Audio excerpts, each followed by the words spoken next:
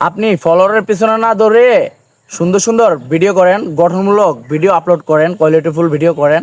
আসলে অনেক বড় বড় কন্টেন্ট ক্রিয়েটরদেরকে দেখতেছি আমাদের মতো ছোট ইউজারদেরকে বোকা বানাচ্ছে, বলতেছে আপনারা আমাকে যারা কমেন্ট করতেছে তাদের 10টা কমেন্টের রিপ্লাই দেন, ওদের কমেন্টের পাশে লাভ রিয়েট লাইক রিয়েট দেন, তাহলে আপনার ফলোয়ার দ্রুত বেড়ে যাবে। আসলে এগুলো হচ্ছে সম্পূর্ণ ভুল ধারণা। এগুলো আমরা বোকা ভেবে বিশ্বাস করি। আসলে এমন ওদের কথা শুনে শুনে এরকম অনেকের করতে করতে প্রতিদিনই কমেন্ট ব্লক খাই, কিন্তু ফলোয়ার বাড়ে না। আসলে ওরা আমাদেরকে বোকা বানাচ্ছে, আমাদের মতো ছোটো ইউজারদেরকে বোকা বানাচ্ছে। আসলে ফলোয়ারের পিছনে না দৌড়ে আমরা সুন্দর সুন্দর ভিডিও আপলোড করব, কারণ একটা ভিডিও যদি আমাদের ফর ইউতে চলে যায় তাহলে ফলোয়ার অটোমেটিকই বেড়ে যাবে। যেমন দেখেন, আমার একটা ভিডিও 1.8 মিলিয়ন ভিউজ হয়েছে। তো একদিনের মধ্যে এই ভিডিওর মধ্যে 3,000 ফলোয়ার, নিউ ফলোয়ার 3,000 ফলোয়ার বেড়ে গেছে একদিনের মধ্যে। আসলে আমরা যত কোয়ালিটিফুল ভিডিও করব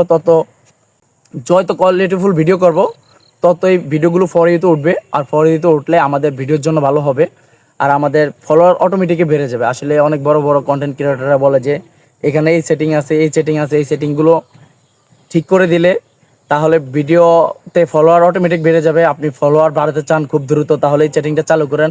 আপনি ফলোয়ার বেড়াতে চান খুব দ্রুত, তাহলে আমার ভিডিওর নিচে যারা কমেন্ট করেছে তাদের কমেন্টের রিপ্লাই দেন। আসলে এগুলো সম্পূর্ণ ভুল ধারণা। আমরা বোকা তো এই জন্য আমরা সবসময় ওদের কথা বিশ্বাস করি। প্রতিদিনে ওদের কথা শুনতে শুনতে এখন বিরক্ত হয়ে গেছি, কিন্তু আমাদের ফলোয়ার বাড়তেছে না।